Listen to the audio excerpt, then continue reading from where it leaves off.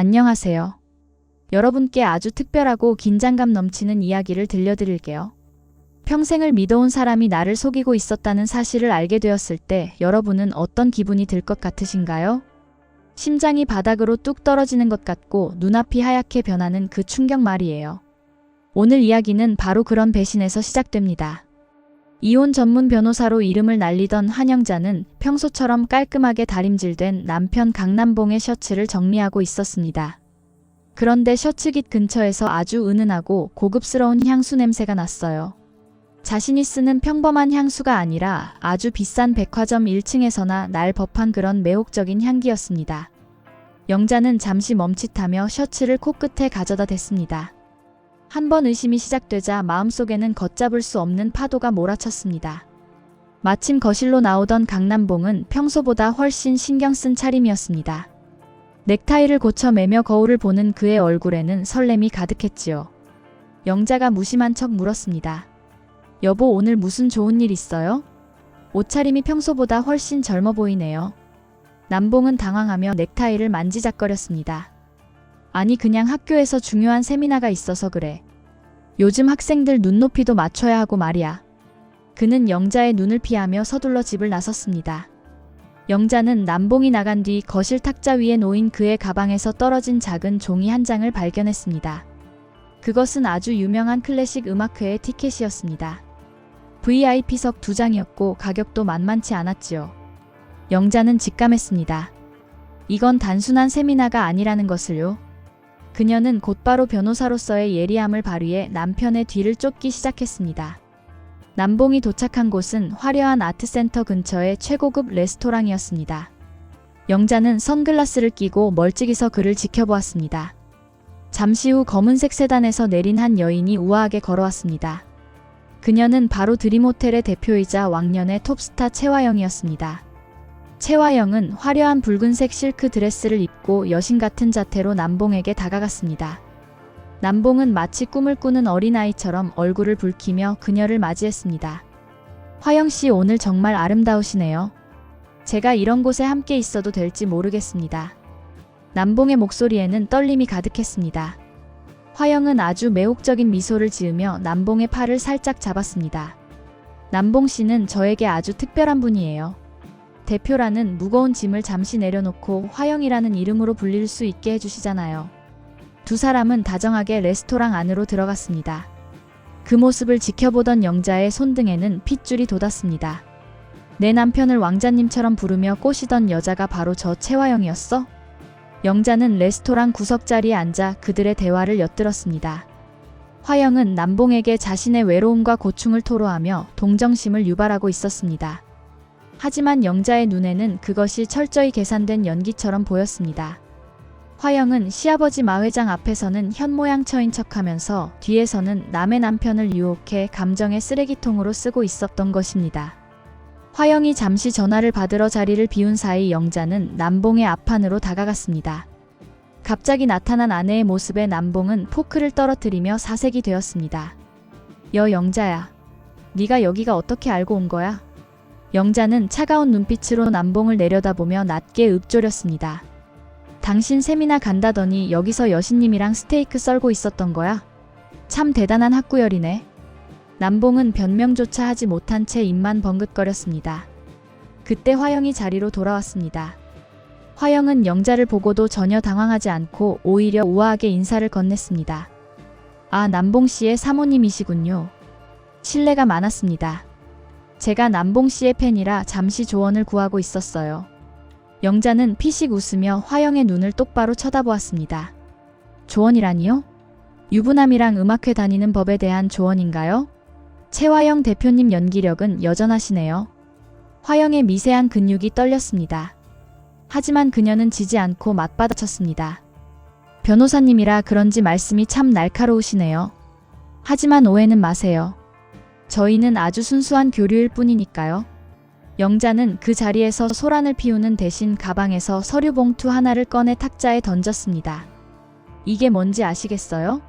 당신이 이강혁 비서를 시켜서 해외 차명 계좌로 빼돌린 드림그룹의 비자금 내역입니다. 화영의 얼굴이 순식간에 흑빛으로 변했습니다. 영자는 변호사 사무실 식구들을 동원해 이미 화영의 뒤를 샅샅이 조사했던 것입니다. 그녀는 화영이 남봉을 만나는 틈을 타 마 회장의 눈을 속이고 거액의 자금을 세탁해온 정황을 포착했습니다. 남편이랑 바람을 피운 건 가정법원에서 해결하면 되지만 이건 형사사건이에요. 마 회장님이 자기 며느리가 회사 돈을 빼돌려 비자금을 만들었다는 사실을 알면 어떻게 될까요? 영자의 목소리는 얼음처럼 차가웠고 단호했습니다. 화영은 다급하게 영자의 소매를 붙잡으려 했습니다. 한 변호사님 잠깐만요. 이건 오해예요. 제가 설명할 시간을 주세요. 영자는 화영의 손을 거칠게 뿌리쳤습니다. 설명은 검찰청 가서 하세요. 그리고 우리 남편 다시는 만날 생각하지 마세요. 당신 같은 괴물에게 내 남편이 이용당하는 꼴 더는 못 보니까요. 영자는 공포에 질린 남봉을 질질 끌다시피 해서 레스토랑을 나왔습니다. 남봉은 차 안에서 내내 영자의 눈치만 보며 안절부절 못했습니다. 영자야 정말 미안해. 내가 잠깐 미쳤었나 봐. 그 여자가 너무 외롭다고 하니까 나도 모르게 마음이 쓰여서. 영자는 핸들을 꽉 쥐며 남봉을 향해 쏘아붙였습니다. 당신은 그 여자의 연기에 놀아난 거야. 그 여자는 당신을 사랑한 게 아니라 마 회장의 의심을 피하기 위한 방패막이로 쓴 거라고. 한편 레스토랑에 홀로 남겨진 화영은 분노에 가득 차 식탁볼을 쓸어버렸습니다. 와인잔이 바닥에 떨어져 산산조각이 났습니다. 비서 이강혁이 급히 달려와 그녀의 곁을 지켰습니다. 대표님 어서 이곳을 피하셔야 합니다. 한영자 변호사가 마 회장님 댁으로 향했다고 합니다. 화영은 떨리는 목소리로 강혁에게 소리쳤습니다. 그 여자가 감히 내 인생을 망치려 들어? 어떻게든 막아. 어떤 수를 써서라도 그 서류를 뺏어오란 말이야. 영자는 곧바로 마 회장의 대저택으로 향했습니다. 집안에서는 마 회장이 차를 마시며 여유로운 시간을 보내고 있었지요. 영자가 초인종을 누르려는 순간 등 뒤에서 누군가 그녀의 어깨를 낚아챘습니다. 화영의 신복 강혁이었습니다. 한 변호사님 여기서 멈추시죠. 더 가시면 정말 위험해질 수 있습니다. 영자는 비웃으며 강혁을 쳐다보았습니다. 협박인가요? 변호사 앞에서 협박이라니 용기가 가상하네요. 그때 대문이 열리고 마 회장이 직접 밖으로 나왔습니다. 아니 이게 무슨 소란인가? 한 변호사 아닌가? 이 밤중에 여기까지 웬일이야? 영자는 품 안의 서류를 꽉 쥐었습니다. 이제 이 서류만 건네면 최화영의 화려한 가면은 완전히 벗겨지게 됩니다. 멀리서 차를 타고 급히 달려온 화영이 차 문을 박차고 내리며 절규하듯 외쳤습니다. 아버님, 그 여자 말 믿지 마세요. 전부 조작된 거예요. 마 회장의 시선이 화영과 영자를 번갈아 보며 날카롭게 빛났습니다. 화영은 숨을 몰아쉬며 영자의 앞을 가로막았습니다. 그녀의 눈동자에는 도끼와 불안이 동시에 서려 있었습니다. 영자는 천천히 서류 봉투를 마 회장에게 내밀었습니다. 회장님 며느님께서 숨겨온 진실을 직접 확인해 보시죠. 봉투가 마 회장의 손에 닿으려는 찰나 화영이 영자의 손을 낚아채며 서류를 바닥으로 내팽개쳤습니다. 바닥에 흩어진 종이들 위로 마침 내리기 시작한 빗방울이 번지기 시작했습니다.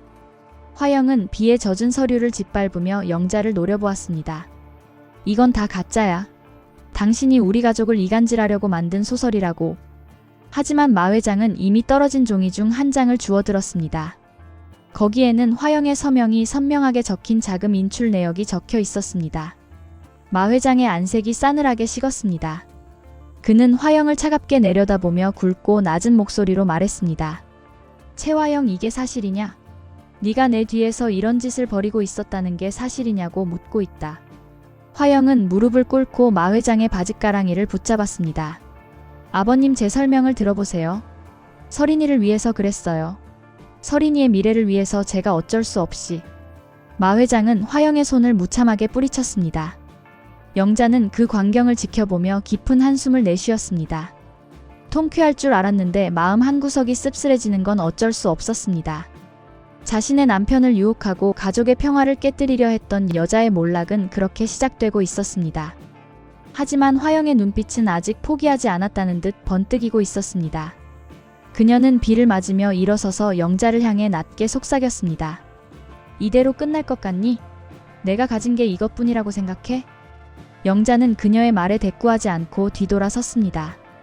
차 안에서 떨고 있는 남봉을 향해 걸어가며 영자는 다짐했습니다. 앞으로 닥칠 더 큰 폭풍우를 대비해야겠다고 말이죠. 화영의 비자금 문제는 시작일 뿐이었고 그 배후에는 더 거대한 음모가 숨겨져 있을 것 같다는 예감이 들었습니다. 비를 뚫고 멀어지는 영자의 차 뒤로 화영의 날카로운 비명소리가 밤 공기를 갈랐습니다. 이렇게 이번 이야기가 마무리됩니다. MBC 11 드라마 첫 번째 남자, 다음 방송에서는 어떤 흥미진진한 사건들이 펼쳐질까요? 벌써부터 기다려지네요. 시청해주셔서 감사합니다.